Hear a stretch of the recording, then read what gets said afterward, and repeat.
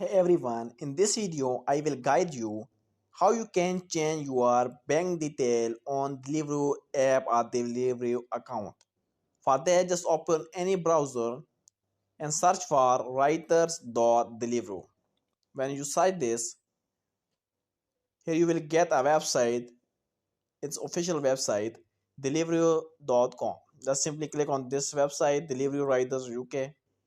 When you open this, at the top you can see there are menu option. Click on this menu option and click on this spot option.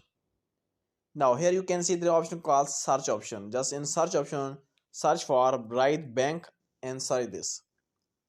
When you search this, here you will get an option called how do I change my bank details. Click on this, and now here you can see if you would like to update your bank details, please fill out this form.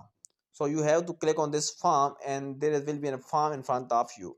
You must be known your full name, mobile number and email address associated with your rider account, rider ID, the new bank details you would like to start using.